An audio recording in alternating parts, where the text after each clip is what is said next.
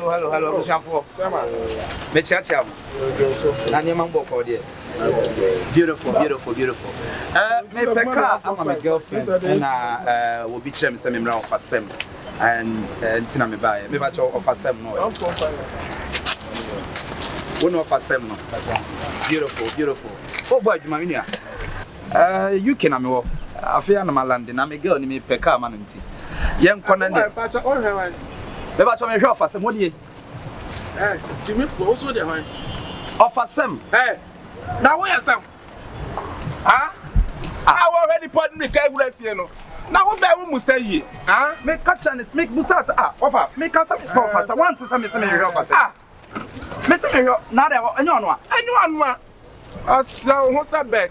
I beg now some part of me. I mean, oh, yeah, what you didn't care. Massa, what's that back? Say, Moyana. In fact, I brought you to me, sir. I brought you to say. Sabi ya baba bi ni baba to ade ya mama ye hu the right person ntinipa na hwe no me ya wonu afasem abushanfo ono no afasem no afasem ya da ma menya sa de ni biem you can come about you what dey tell na mu botu mo ba ha no ma fa mo ho adi moa nka de wo kan ye nko papa oh yeah me I'm not insult oh gentleman sorry but all right yeah me na wo pe me ye nko na me hwe mo ai sa ebo ne de da say oh wudru ha bia no ne bo ma yase wo niam da fo me niam de da fo wo fa sam de kire se ha de oba na wanya ka wo pe dia na wan kasa no wa nwura garage papa all right okay na I don't know that say thanks ni na oh okay never na let try here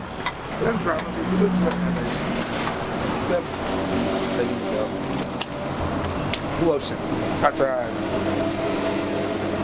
no accident no e wo menum sorry accident here dem ma o ton ade anase wudi atem oh me back I know that you go no do me ni watem no busa accident no na accident wo say ha to accident ka minim se bia 21 se bia men to say wo busa accident ha ne wo papa o menya sa o customer ba ha hu ha o besini na kasa me to ma de dan why me customer fe na wa ba me fa customer so so fa muni pa anya ne sa masa pato hwem na ka de wo o pe right one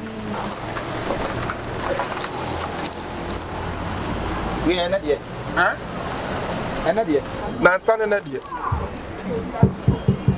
unim phone kan de ne wo be so wo the phone by nte wo si me kan na de a me chese yi aban and ne say wo say wo hunu yi akro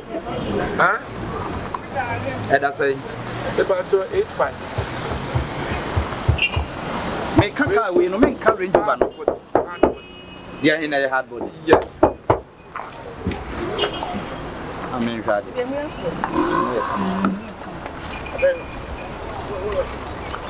kaboni na me ne on ka we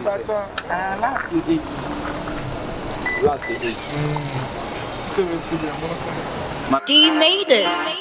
Broni no use no di ne honi okay but one akoto ya na say o cry o se broni no try no ya dey no di ne honi say o broni fi ho na o broni papa sa na bi before so tie nti wa o sha wa di ne ni dia na che so di ne honi yes okay 85 into no bo no best me de ma 8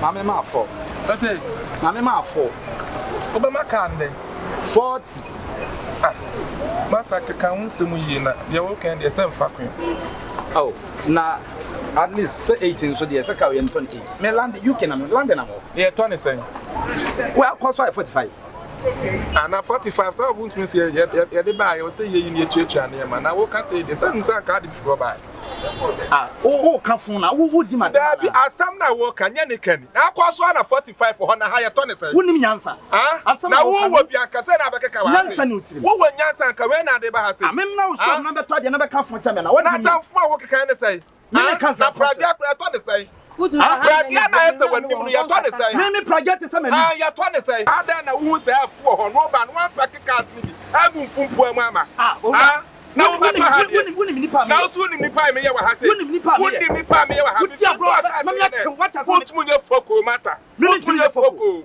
woni hu suban What do I want who's by? What do I want? What do I say now? Yes, and I can make yes say. I come to my yen say. Sir, not come my yen say. That's all that comes from sir.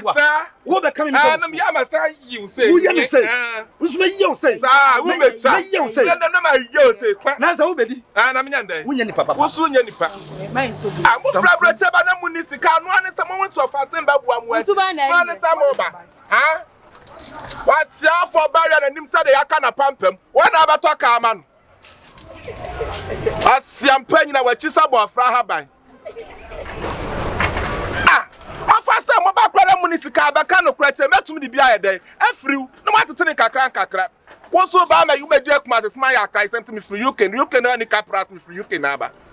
What's ya? Patrick Quapra when Munyam town. Well, you don't know him said the year son of the Remy movie that. But my papa talk about Brother who trusted the Edward Sikru about that. Me and person met the atom the San Kawan Kabe who knew that.